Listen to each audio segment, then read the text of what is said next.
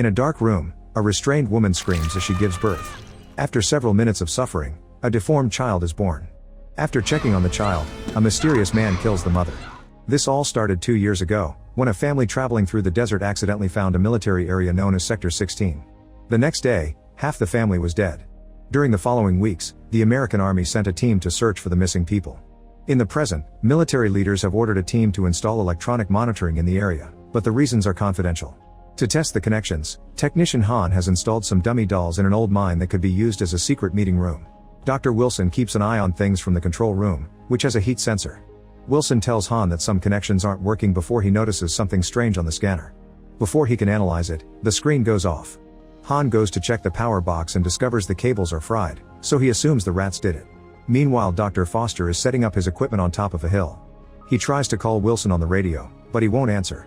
Then he tries to contact Han, but he's lying dead in the mine with all his intestines out. When Foster turns around, he's shocked to see a mutated man eating a snake.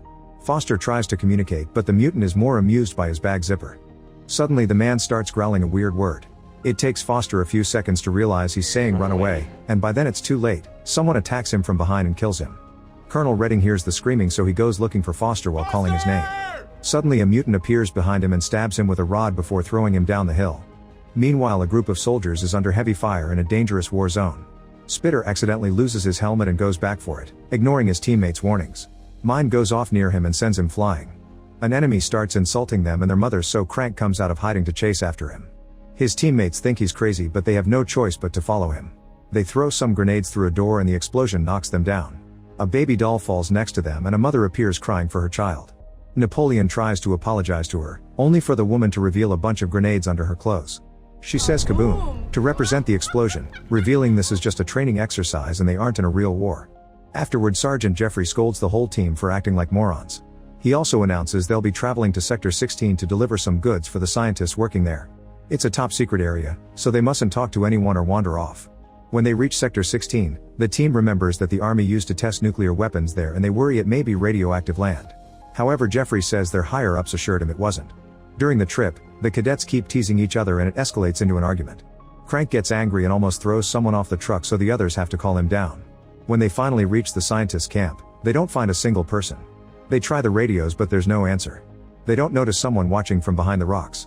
Crank opens the door to the mine and is startled by a bunch of bats flying out. They find a satellite phone, however it's been destroyed. Suddenly a truck radio receives a transmission from a man asking for help. He says he's up the hill, but before he can add more details, the call ends. At that moment the team sees a signal mirror on the hill and Jeffrey announces that they're going on a rescue mission. Napoleon thinks it's a bad idea to leave without contacting the base first, so Jeffrey punishes him by making him guard the bathroom on one leg.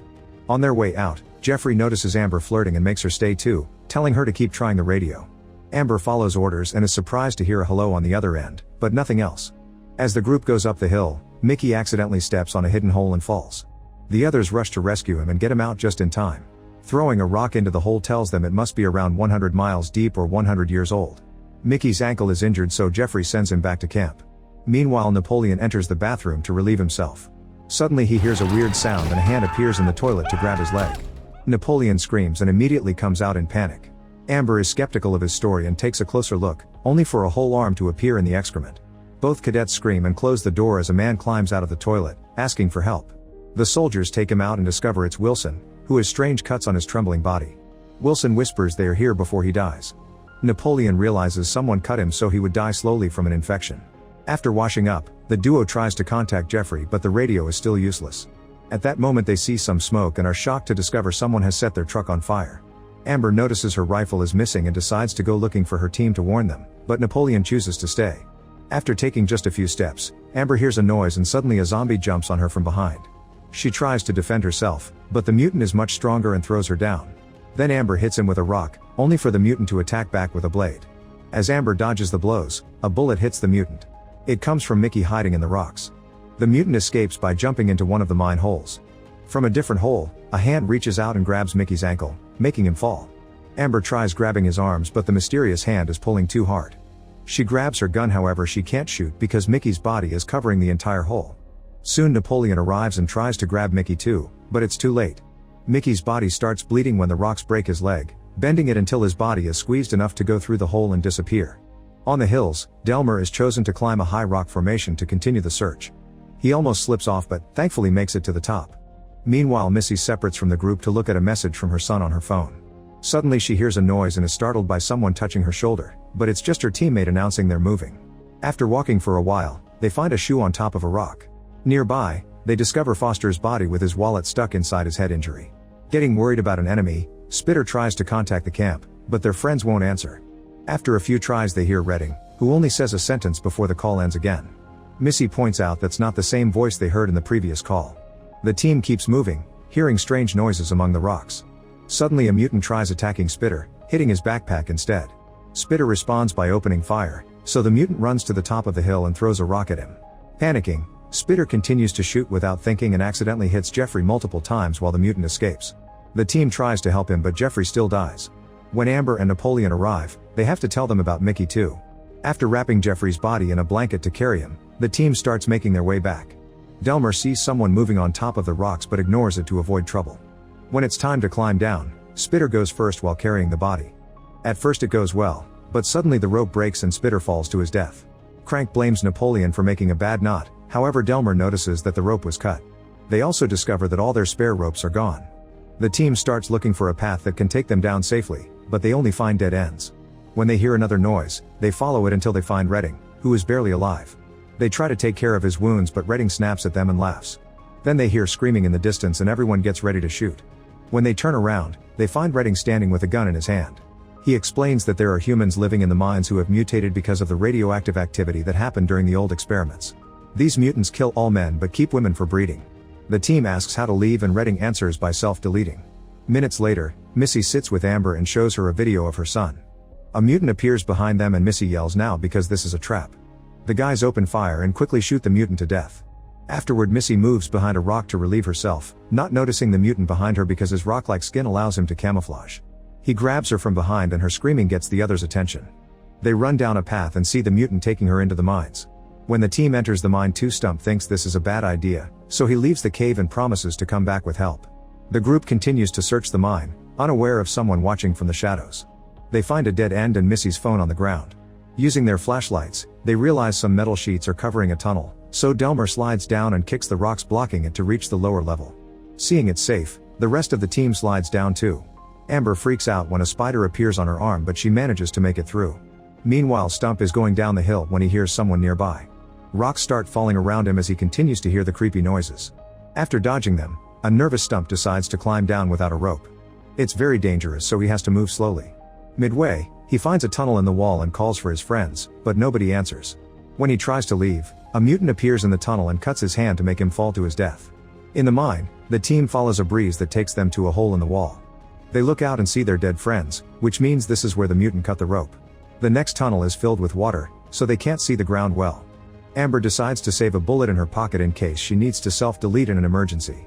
She accidentally steps into a pit and when Napoleon tries to grab her, he falls to the next level too. The water drains through the pit and Crank and Delmer look down to confirm his friends are alright. They have no choice but to keep moving in two groups.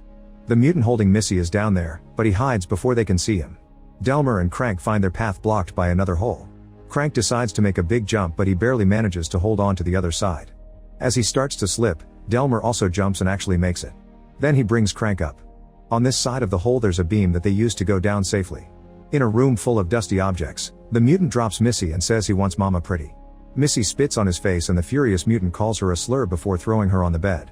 She tries to defend herself but he strikes her down.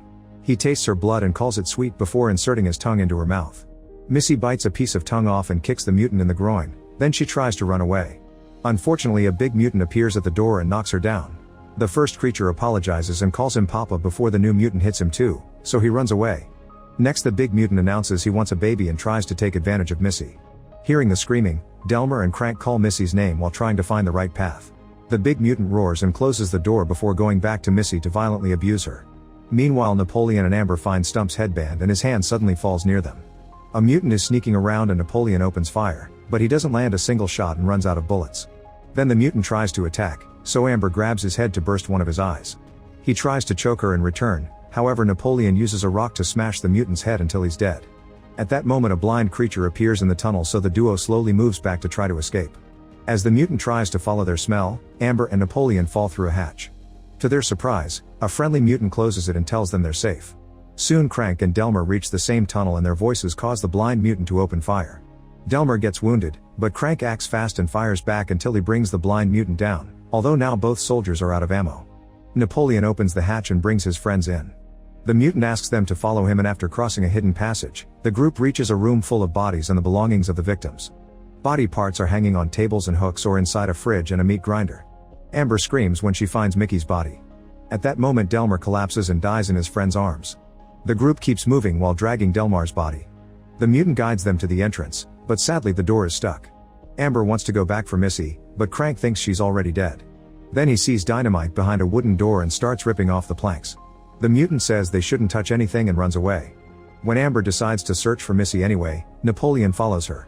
Eventually Crank enters the other room and grabs a dynamite box. However, when he brings it out, he accidentally pulls a wire that detonates the explosives.